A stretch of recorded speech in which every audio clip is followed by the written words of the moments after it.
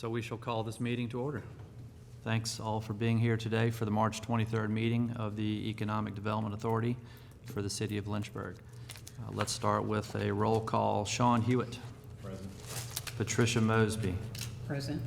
Georgianne Sneed is absent. Kimberly Sorensen. Present. John Stone, here. Richard Tugman. In body and spirit. Thank you. Sackett Wood. Present. Very good. Next up will be the approval of minutes from our last meeting, February 16th.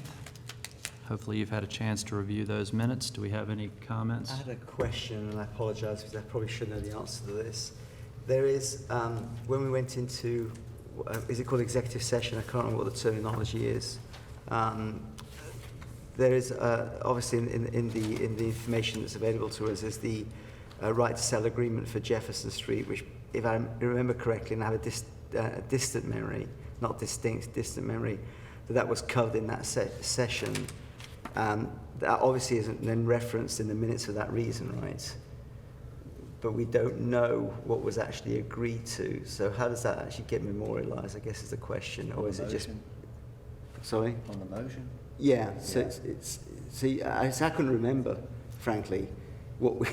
And that's on me, that's not on anybody else.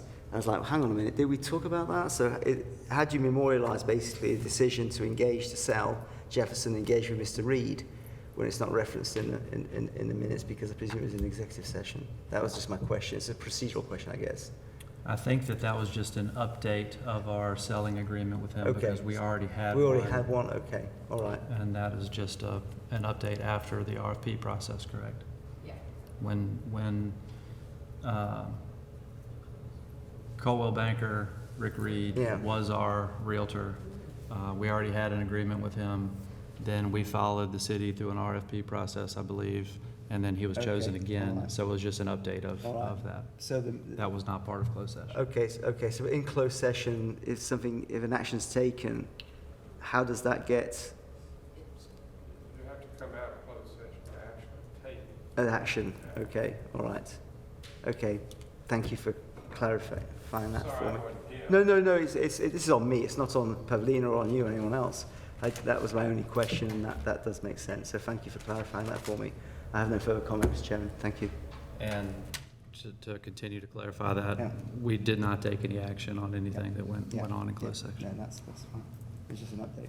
Thank you. Nodded at me and said proceed there. Yeah. Very good. Thank you. So do we have a motion to approve the minutes So as moved. presented? Got a motion. Do I have a second? Motion. All right, we've got a motion to approve minutes of our last meeting as presented. All in favor, please signify by saying aye. Aye. All opposed, like sign. Minutes are approved.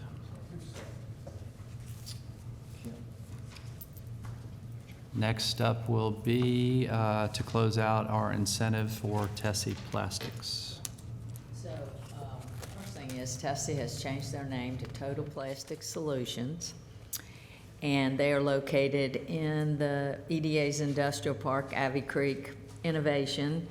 And in 2019, they embarked on a 35,000 square foot building expansion. It was a very expensive building. I think it had something to do with the walls that they had in there that they needed for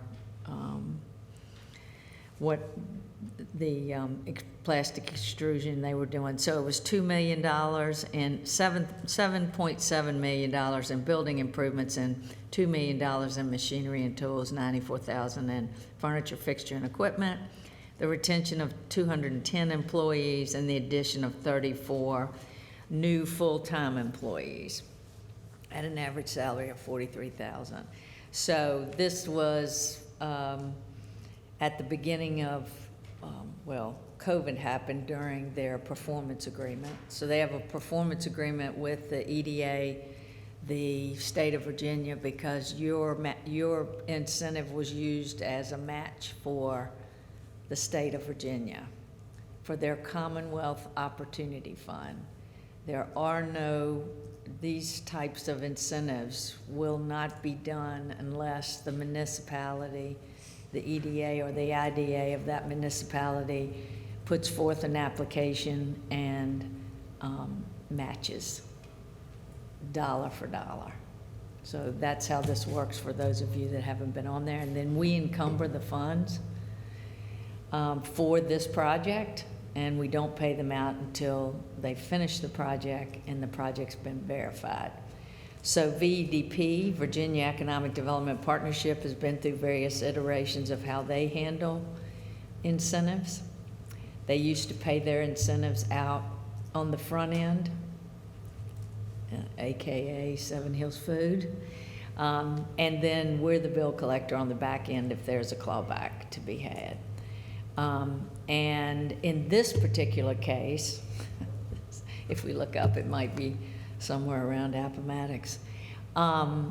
They sent the check to the EDA for this project, and we held it and didn't pay it out to the company until it was finished. And the company actually, because they went through COVID on these 34 employees, they asked for an extension from VEDP, and that has to go through their normal process to have an extension. So that extension was until December 31st.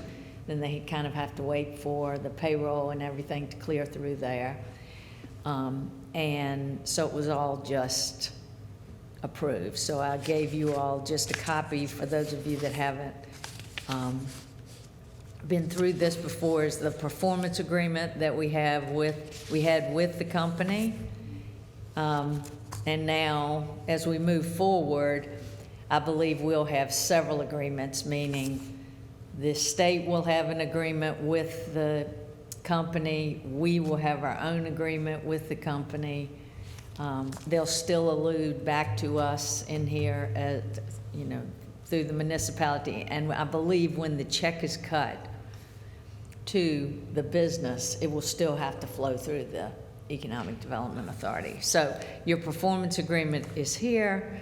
The overview of the project is on the agenda. Then I just updated what I do when we close one of these out is I go and check with the Commissioner of Revenue, the city assessor, and any other, say if it were a hospitality type industry, I'd check with the commissioner again on trust taxes and all of that, whatever we use for the ROI here. So it is $200,000 that came from VEDP and $200,000 that comes from the EDA. So you encumber the funds and then you vote to release the funds once the project is complete. I'm happy to answer any other questions you may have.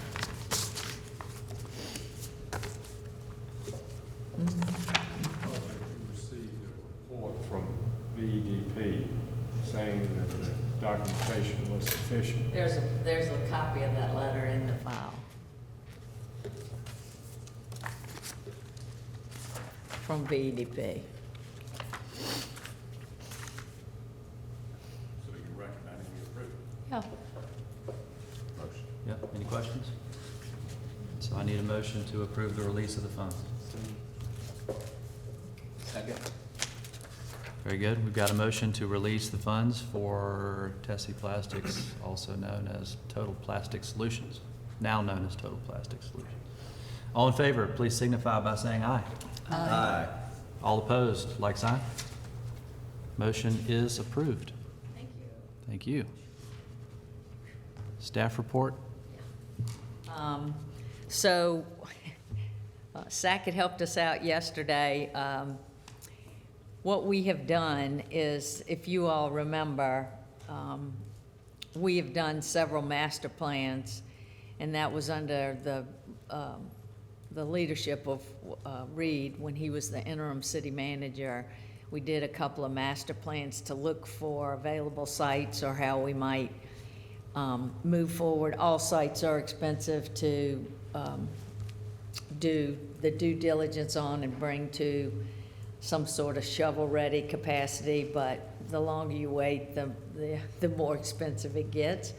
So we did several master plans. One of those master plans was on you all's property on Wigington Road, and that property comes back into the back part of Ivy Creek Innovation Park. So we did 2 master plans. We did that, and then we did the airport. The city owns property that is physically in Campbell County, right outside the gate of the airport. So any kind of land that's sitting there like that, that is vacant, is always, you know, we need to look at it and see if we can move it forward to be developed. So we did the master plans on those. The Wigington Road we did also so that you all could look at that property, especially that it fronts Wigington Road, because we have been told by Public Works that that road, Wigington Road, wouldn't handle, you know, truck traffic and, you know, for an industrial park or industrial sites to be in that area. So we hadn't had a traffic study done. We'd just been told that. And if you ever wanted to sell that property, which we've talked about, I would want to be able to stand in front of council and say, we think this should be rezoned from industrial. Usually I'm protecting industrial property, but we want to be able to support rezoning it so that whoever bought it could use it for residential. A large swath of it that you don't own has already been purchased and will more than likely be developed as residential. So these 2 master plans were done. We applied for grants with Go Virginia and with the Virginia Business Ready Sites Program at VEDP. We were awarded those grants. They're coming through the EDA, and we will do due diligence on the airport property as well as the Ivy Creek sites A and B. So in that endeavor, and some of the other things that we've talked about is that if there happens to be a piece of property like the one that I mentioned at the last meeting that might become available, you know, finding out what kind of footprint of a building would fit on there, you know, just being able to know those kind of things. You need to be able to move really fast, and, you know, you all can only vote in person and that type of thing. Same thing with procurement from the city. So we went out and looked at other economic development organizations, and they do a blanket RFP for services.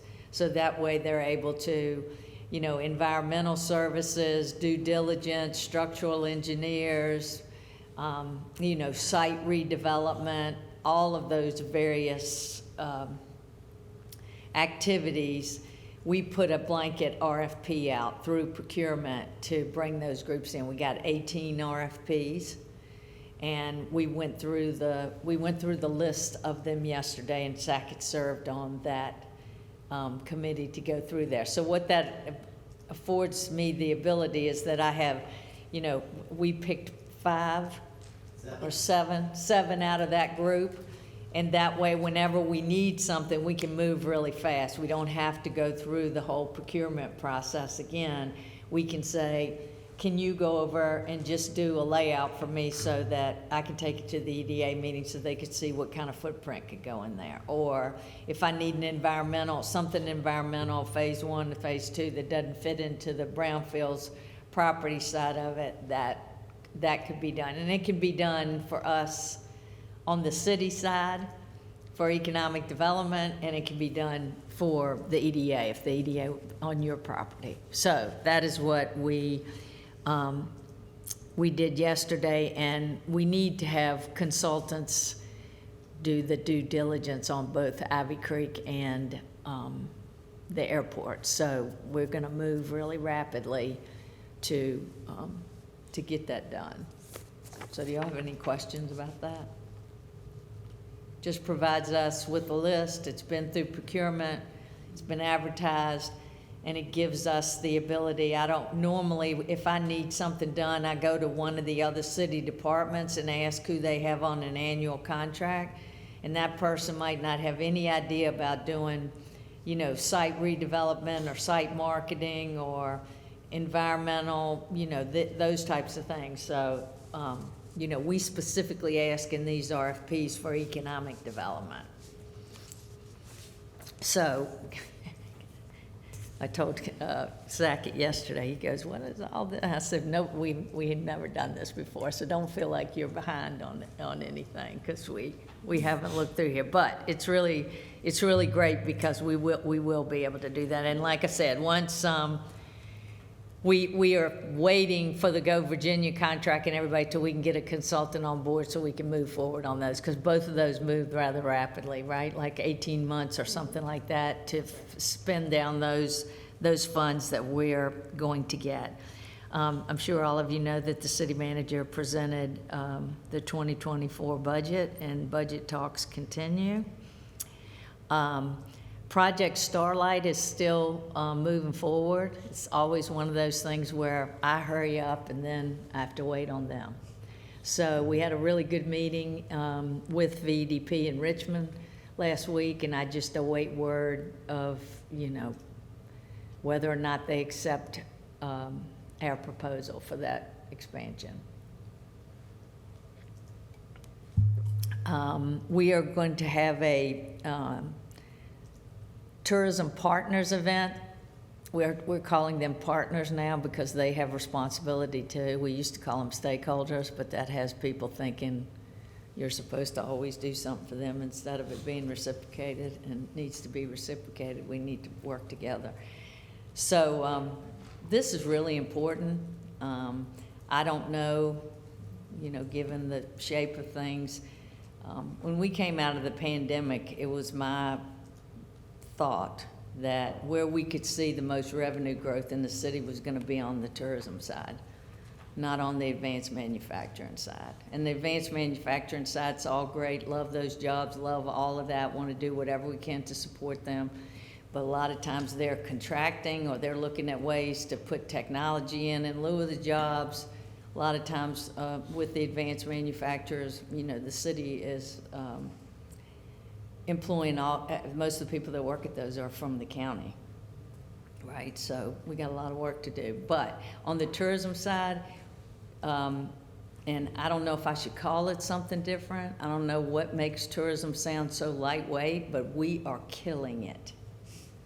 I had a conversation over an hour yesterday morning with Mitch Knuckles from the Commissioner of Revenue's office. The meals tax, Airbnb, the Virginian, unbelievable. And you just don't think of us that way, right? February, we're talking here.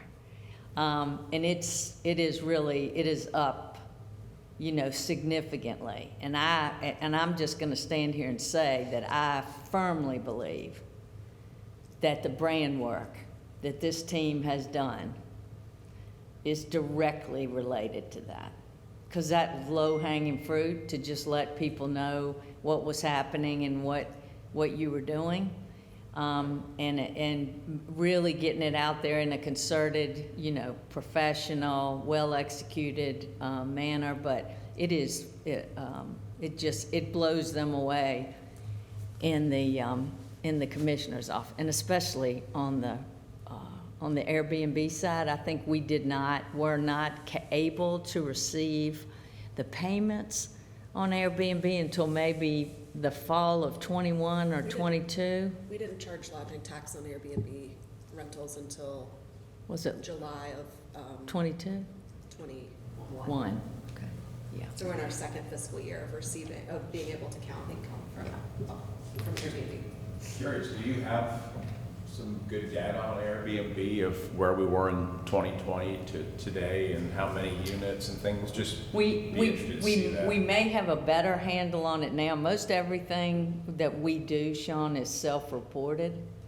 And the whole Airbnb and, all of that is, something to be reckoned with, because I think we went down the road years ago and Airbnb had told us they would cooperate in terms of they would be, would collect that, be the collector and do it, and then all of a sudden it went dark and the conversations just stopped. So now we have, and isn't it an opt-in? It's a data share issue, right, with Airbnb. So there was a point at one time when Airbnb said that they would collect and remit lodging tax across the state of Virginia, but they would not share any data about who or where they were collecting or remitting. You would just get a check, right? So there was a lot of back and forth with localities about, we want to know, because it's not just a revenue issue, it's a code enforcement issue, right? And a zoning issue, and, all of those things about where Airbnbs are located. So I believe the city, and I'd be happy to come back, I believe the city contracts with a third-party provider to give us some of that data. There are services that do that, but the lodging tax remittance is the best thing that we have to track it right now. We can certainly give you those numbers, but it is self-reported. The city notifies Airbnb operators that they're required to do this, and then they remit it like a restaurant remits meals tax. Is Airbnb bigger than the hotel? It is. It is. And that's what I'm saying, the percentage that it went up, I mean, it just blows, much away. Require as an occupancy tax. It's the same as the lodging tax, 7.5%. Okay. And you don't have any additional, I have Airbnb in Virginia Beach. Let me tell you, I pay 4 different taxes. It's Transient exactly occupancy. like the lodging tax that the hotels pay. It's all- Okay. It's the same. So it's not anything specific for STRs? Okay. No. But I'd be happy to bring that back to you, and I think. there's a map too. Bring Isn't back. I always, The Clayton third-party and I are on a provider. map kick, Yeah, and it's so- just amazing to look at the city, to see Where they where are. these are located and all that. I think a map is, a fantastic way to look at this. But all I'm saying is if you as ambassadors and the EDA and the fact that we're, just like this tourism partners group, if you're available on that day, we would love to have you. We're gonna kind of go over the year in review, right, Anna? And what we really are trying to do, we've opened that group up significantly. It used to just be the hoteliers, but now we've brought in attractions and we've brought in other folks, the restaurants and, things like that, so that people can take advantage and promote what they're doing. And it provides a lot of content for the newsletter or for social media and all of those types of things. But it is significant, what that side of the house is. And it's a tremendous amount of work that I just don't, it's nothing like what tourism was here when it was at the Chamber of Commerce. You had a large group of people, well, tourism period.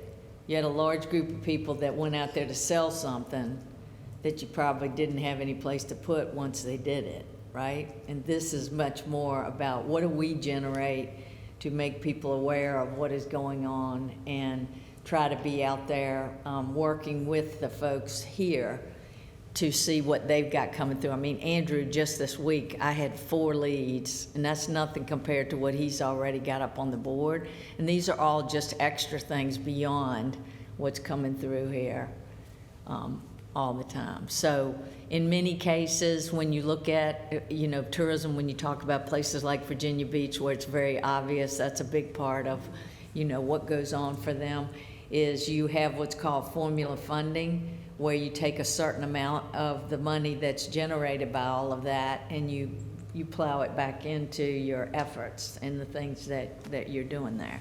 And we've never gotten to that place, even though it's been suggested in the sports tourism and some of the things that we've done there before, but it is really significant.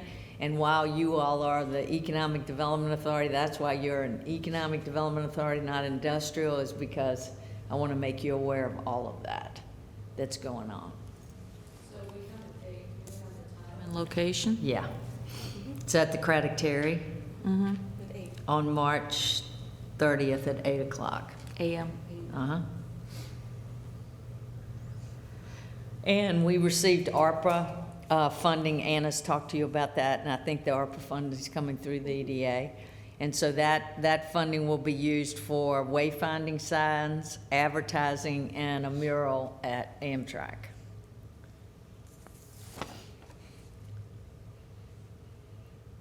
And, we have been trying to move forward with Campus LYH, was just an initiative that We have been working on anchor strategies with the colleges and universities and Centra and all those folks. But this was specific, was something that Winter put out there to show that the city was invested in this. And Anna's had her, first meeting with University of Lynchburg and Randolph, and we've tried to bring in Liberty and CVCC, everybody in there to, it'll kind of reimagine perhaps town and gown, but it will also be, what are some of the best practices and what are some of the things the anchors can come together that they feel comfortable and can sustain to do, to help us and to help them from an economic capacity. And we have a formal business visitation program to make sure that we get out to see all of our businesses, and so we had over 20 visits in February. And you can see all of the recognition that the city has gotten, and I just want to again congratulate the team because the Lynchburg Loves You campaign was given a Virginia Economic Developers Award on the same day as your EDA meeting was supposed to be last week. I was with Project Starlight and she was collecting the award. So we appreciate it. And it looked like to me they had a full house at the breakfast with the superintendent. I hope that that is a support for Lynchburg City Schools. Okay, any questions? Congratulations, Okay. Thank you very much. Congratulations on the award. Thank you. And I think Ted has asked Will from Campbell Insurance to be here today to answer some questions on the D&O policy, right, Ted? Yeah, Will, thank you for coming today. Will and I met a couple of weeks ago and reviewed the premium and the policy in general, premiums and policy in general. And our recommendation is to increase the policy limits from $2 million to $5 million. It costs $1,796 to add the additional coverage. And Will, I just want to make sure that the first dollar is covered, and that includes defense. Yes, sir. It is. First dollar is covered by the carrier, and I do believe there was one other question from you, sir, at the last meeting about defense costs. It is outside of that $2 million current limit, and it would be outside of the $5 million as well. So that's basically additional coverage in a sense. Correct. Yeah. Yeah. I mean, I think to increase the policy to $5 million is in this litigious society we're in, is dollars well spent. And Will, did you have anything else you wanted to respond? I agree. I was just here to field any other questions. I had sent some quote information over. We got a $3 million, $4 million, and $5 million quote. Basically, each one ends up adding the same amount. I think it was $650 per $1 million. But was there any other questions about the D&O coverage or how it responds? Just remind me, Cincinnati is the carrier? Yes, sir. Nothing for me, thank you. Thank you for coming back. No problem. All right, Will, thank you very much. No problem. The only thing I would need is a signature from a chairperson to get that done. Great. Thank you, Will. Thank you. Thank you.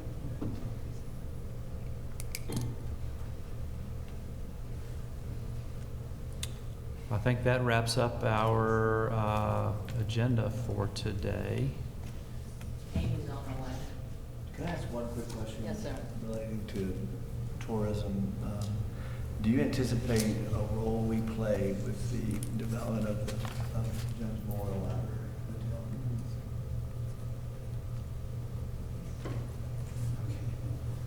We could just end the regular meeting.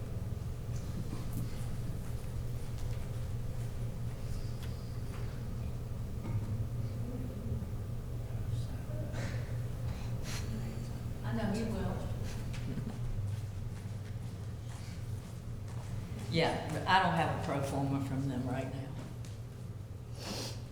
Okay, so you can close the meeting. We should adjourn the meeting? Yes, thank you. Let us adjourn the meeting. Adjourn.